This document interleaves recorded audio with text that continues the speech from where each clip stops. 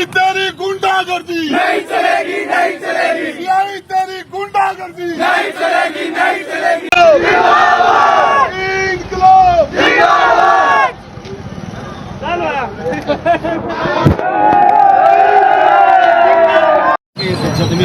आप कानून की जद में नहीं हो सीआई साहब, आप कानून की जद में नहीं हो। टोपी के आधार पर, दाढ़ी के आधार पर, बुर्के के आधार पर, नाम के आधार पर किसी के साथ नाइंसाफी नहीं होने देंगे। हम जान दे देंगे, जान। राजेंद्र गुढ़ा पुलिस से उलझते क्यों हैं? अक्सर यह वैसा सवाल है जो राजनीतिक रूप से कई बार पूछा जाता है, आम लोगों में चर्चा भी होती है और कहते हैं कि एक पूर्व मंत्री को जिस तरह का व्यवहार रखना चाहिए उसके विपरीत राजेंद्र गुढ़ा इस तरह का व्यवहार क्यों करते हैं। और अक्सर आपने भी देखा होगा उनके कई वीडियो पुलिस से उलझने के अक्सर आते रहते हैं और हर मुद्दे पर वे प्रशासन और पुलिस के साथ उलझते दिखते हैं। वे सरकार में थे तब भी यही हाल था, अब वे चुनाव हार गए तो भी यही हाल है, निर्दलीय चुनाव लड़ा तो भी यही हाल है। कुल मिलाकर राजेंद्र गुढ़ा की जो छवि है वह एक तरह से पुलिस और प्रशासन से उलझने वाली है। हो सकता है बहुत लोगों को यह बात पसंद ना आए, लेकिन हकीकत यह है कि आम लोगों को शायद राजेंद्र गुढ़ा का यह रूप पसंद आता है और किसी नेता का रूप अगर जनता को पसंद आने लगता है तो फिर नेता उस रूप को अपना लेता है और राजेंद्र गुढ़ा ऐसा ही करते हैं। अब नया मामला देख लीजिए। झुंझुनू में पिछले दिनों राजेंद्र गुढ़ा ने उपचुनाव लड़ा था और उपचुनाव में उनका टारगेट मुस्लिम वोट था कि मुस्लिम वोट उनके साथ आ जाए और ऐसा हुआ भी। पूरे चुनाव में उन्होंने मुस्लिम वोटों को अपनी ओर करने के लिए पूरा दम लगाया और इसका फायदा उन्हें मिला भी और वे निर्दलीय के तौर पर 40,000 से ज्यादा वोट ले गए और कांग्रेस को तीसरे नंबर पर धकेल दिया। लेकिन अब झुंझुनू को वे अपनी कर्म भूमि बनाना चाहते हैं। और क्यों बनाना चाहते हैं? क्योंकि उन्हें मुस्लिम वोट मिला है। अगर मुस्लिम राजपूत वोट के साथ में अगर कोई एक कास्ट उनके साथ और जुड़ जाती है तो शायद उदयपुर वाटी से सुरक्षित सीट उनके लिए झुंझुनू हो जाएगी। यही कारण है कि इन दिनों राजेंद्र गुढ़ा का पूरा ध्यान झुंझुनू पर है। अब पिछले दिनों का एक घटनाक्रम हुआ। घटनाक्रम में जब वीडियो वायरल हुए तो लोगों ने फिर देखा कि राजेंद्र गुढ़ा पुलिस प्रशासन से उलझ रहे हैं और सीधे सीधे उन्होंने पुलिस पर भ्रष्टाचार के आरोप लगा दिए। मामला कुछ यूं था कि झुंझुनू में वक्फ बोर्ड की जगह थी, उस पर अतिक्रमण थे। अतिक्रमण हटाने के लिए पुलिस प्रशासन के साथ में वक्फ के प्रशासक पहुंचे और उन्होंने वहां से अतिक्रमण हटाने की शुरुआत करनी चाहिए, लेकिन लोगों ने विरोध कर दिया। उसी समय राजेंद्र गुढ़ा भी वहां पहुंच गए और पहुंच गए तो पुलिस के साथ उनकी झड़प हो गई। दरअसल वहां लोगों का ये कहना था कि ये जो जगह है वहां कई सालों से उनके पुरखे काम करते आए हैं और आज भी वे छोटी छोटी छड़ियां रखकर वहां काम कर रहे हैं। कुछ लोग वहां छोटे छोटे झोंपड़े बनाकर रह भी रहे हैं, लेकिन प्रशासन कहता है कि ये सरकारी जमीन है और इसे खाली करना पड़ेगा। लेकिन लोग विरोध में आ गए। इतना ही नहीं, लोगों ने यह भी कह दिया कि पुलिस प्रशासन और वक्फ के अधिकारी उनसे 5-5 हजार रुपए मांग रहे हैं और कह रहे हैं कि अगर ये पैसा दे दोगे तो ये जगह छोड़ दी जाएगी। इस बात को लेकर भी पुलिस के साथ में लोगों की भी झड़प हुई और जब लोगों ने ये बात कही तो राजेंद्र गुढ़ा पुलिस पर भ्रष्टाचार के आरोप लगाने लगे। चले जाओ ना, कोर्ट में चले जाओ।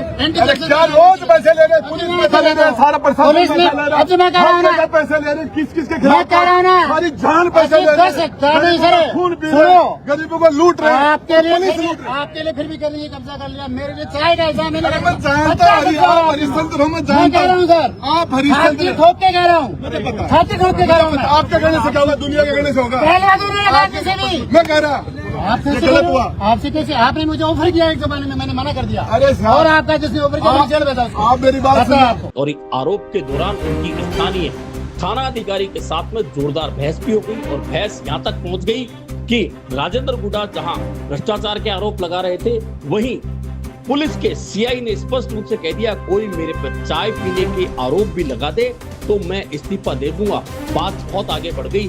हालांकि इस बात को लेकर राजेंद्र गुढ़ा जहां पुलिस से उलझते रहे लेकिन प्रशासन अतिक्रमण हटाने पर आमदा था और प्रशासन ने अतिक्रमण हटाया भी और दीवार तोड़ दी। लेकिन इस दौरान वहां तनाव इतना हो गया कि आरएसी फोर्स तैनात करनी पड़ी। दरअसल लंबे समय से झुंझुनू में मुस्लिम राजनीति साइडलाइन है और इसका एक कारण यह है कि लंबे समय से यहाँ ओला परिवार का कब्जा है। पहले जब सीसराम ओला जिंदा थे तब लगातार वे अपने पुत्र विजेंद्र ओला को हार के बावजूद चुनाव लड़वा रहे थे, लेकिन बाद में विजेंद्र ओला लगातार वहां से विधायक का चुनाव लड़ने लगे। इससे पहले सांसद का जो चुनाव था उसमें 2 बार कैप्टन अयूब ने झुंझुनू का प्रतिनिधित्व किया था, लेकिन कैप्टन अयूब के बाद में अब वहां पर कोई भी मुस्लिम को मौका नहीं मिल पाया और इस विधानसभा सीट पर हमेशा मुस्लिम अपना हक जताते हैं, लेकिन कांग्रेस क्योंकि एक टिकट फतेहपुर में देती है और फतेहपुर झुंझुनू लोकसभा क्षेत्र में आता है, ऐसे में झुंझुनू में मुस्लिम को टिकट नहीं मिल पाता।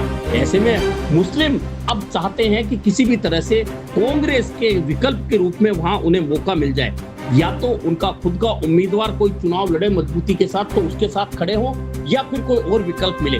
और यही बात को पहचानते हुए पूर्व मंत्री राजेंद्र गुडा ने अपनी परंपरागत सीट उदयपुर वाटी की बजाय झुंझुनू की तरफ रुख कर दिया। उन्होंने उपचुनाव लड़ा। उपचुनाव इसलिए हुआ क्योंकि विजेंद्र ओला विधायक थे, उसके बाद वे सांसद बन गए, सीट खाली हुई और वहां कांग्रेस ने मुस्लिम के बजाय विजेंद्र ओला के पुत्र अमित ओला को टिकट दे दिया। इस बात का विरोध हुआ और राजेंद्र गुडा ने इस बात का फायदा उठाते हुए झुंझुनू में उपचुनाव में अपनी ताल ठोक दी और ताल ठोकने के साथ उन्होंने सीधे मुस्लिम समुदाय के साथ खड़े होकर आवाज बुलंद कर दी।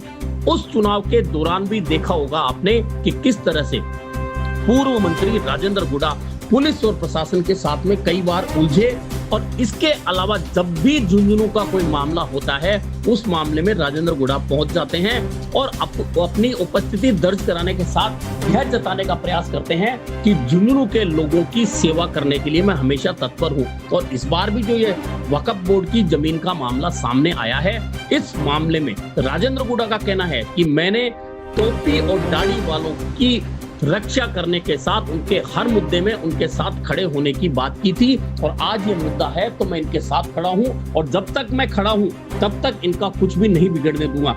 इस बात पर भी उनकी पुलिस प्रशासन से बहस हुई। उस दौरान पुलिस ने कह दिया कि हम गाड़ी में डालकर ले जाएंगे, तो राजेंद्र गुडा ने चेतावनी दे दी कि अगर राजेंद्र गुडा के हाथ भी लगाया तो बवाल हो जाएगा।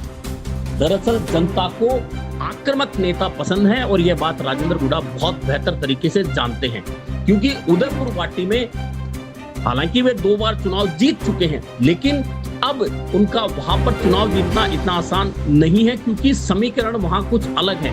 वहां जाट, माली, राजपूत और अन्य वोट हैं, लेकिन अब चूंकि माली पिछली बार बहुत नजदीकी वोटों से हारा था, लेकिन इस बार कांग्रेस के टिकट पर माली उम्मीदवार चुनाव जीत चुका है। ऐसे में वह वोट जो बड़ा हिस्सा राजेंद्र गुडा को मिलता था वह सीधे कांग्रेस के उम्मीदवार के साथ चला गया और कांग्रेस का उम्मीदवार चुनाव जीत गया।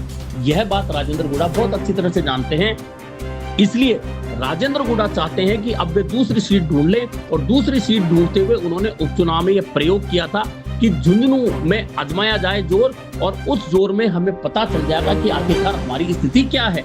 और उस स्थिति के तहत उन्होंने झुंझुनू में उपचुनाव लड़ा और उपचुनाव में उन्होंने दिया कुमारी को टारगेट किया, अन्य लोगों को टारगेट किया, लेकिन मुस्लिम वर्ग को अपने साथ लिया। इसका एक कारण यह भी था कि इस उपचुनाव में भी मुस्लिम वर्ग अपने लिए टिकट मांगता था, लेकिन कांग्रेस ने टिकट मुस्लिम वर्ग को देने के बजाय ओला परिवार के ही तीसरी पीढ़ी यानी कि अमित ओला जो सांसद विजेंद्र ओला के पुत्र हैं उनको टिकट दे दिया।